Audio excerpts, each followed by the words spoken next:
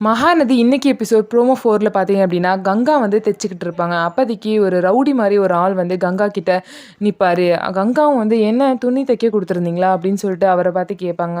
"இல்ல, இனிமே தான் தைக்க குடுக்கணும்" அப்படின்னு சொல்லுவாங்க. "எனக்கு வந்து சட்டையெல்லாம் தைக்க தெரியாது. என் ஹஸ்பண்ட் தான் சட்டை தைப்பாங்க" அப்படின்னு சொல்லிட்டு கங்கா வந்து சொல்லுவாங்க. "பரவால்ல, நீங்க என்ன அளவெடுத்துக்கோங்க இப்பயே" அப்படின்னு சொல்லுவாங்க. "நீங்க அளவெடுத்ததுக்கப்புறம் நான் அதுக்கேத்த மாரி போய் துணி வாங்கிக்கிறேன்" அப்படின்னு சொல்லிட்டு அந்த ரவுடி மாரி வந்த அந்த ஆள் வந்து கங்காவ பார்த்து சொல்லுவாங்க. கங்கா பார்த்தீங்கன்னா, "தேவையில்லாம இங்க நின்னு பேசிட்டு இருக்காதீங்க. கிளம்புங்க, கிளம்புங்க" அப்படின்னு சொல்லிட்டு ஆர்கியூ பண்ணிட்டு இருப்பாங்க. எவ்வளோ சொல்லியும் அத கேட்காம அந்த ஆள் வந்து அங்கேயே நின்னு கங்கா கிட்ட பேசிக்கிட்டே இருப்பாங்க.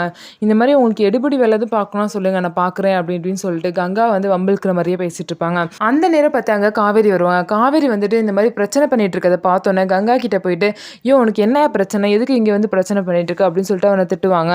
"என்னம்மா மரியாதை இல்லாம பேசுறீங்க? நான் தைக்க குடுத்து தான் வந்தேன். இந்த மாரி கஸ்டமர் இப்படி தான் பேசுவீங்களா?" அப்படின்னு சொல்லிட்டு அந்த ஆள் கேட்பாங்க. உடனே, "அக்கா, அந்த கத்திரிக்கோல எடுக்கா" அப்படின்னு சொல்லிட்டு கத்திரிக்கோல வச்சு அந்த ஆள மிரட்டி அந்த ஆள வந்து அனுப்பிச்சிருவாங்க. அதுக்கப்புறம் கங்கா வந்து காவேரிய பார்த்து, "நீ உட்காரு காவேரி" அப்படின்னு சொல்லுவாங்க. அதுக்கப்புறம் காவேரியும் உட்காந்துட்டு ஒரு மாரி சோகமா இருக்கத பார்த்துட்டு கங்கா வந்து, "ஏன் இன்னும் ஒரு மாதிரி இருக்க? உனக்கு என்ன பிரச்சனை?" அப்படின்னு கேட்பாங்க. "இல்லக்கா, இதுக்கு மேல என்னால எல்லா விஷயத்தையும் உள்ளேயே மூடி வச்சுட்டு இருக்க முடியல" அப்படின்பாங்க. "சொல்லு காவேரி, என்ன ஆச்சு?" அப்படின்னு சொல்லிட்டு கங்காவும் கேட்பாங்க. அதுக்கு வந்து காவேரி, இந்த மாரி "விஜய் வந்து வெண்ணிலாங்கிற ஒரு பொண்ண வந்து லவ் பண்ணாரு" அப்படின்னு சொல்லிட்டு வெண்ணிலாவோட விஷயத்த பத்தி எல்லாமே சொல்லுவாங்க.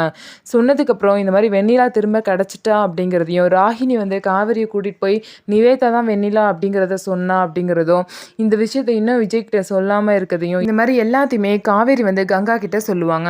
"நான் இந்த விஷயம் தெரிஞ்சதுமே வெண்ணிலா வந்து கூட்டிட்டு வந்திருக்கணும். நான் செஞ்சது ரொம்ப தப்புன்னு எனக்கு இப்ப தோணுது. என் மனசாட்சி வந்து ரொம்ப உறுத்துதுக்கா.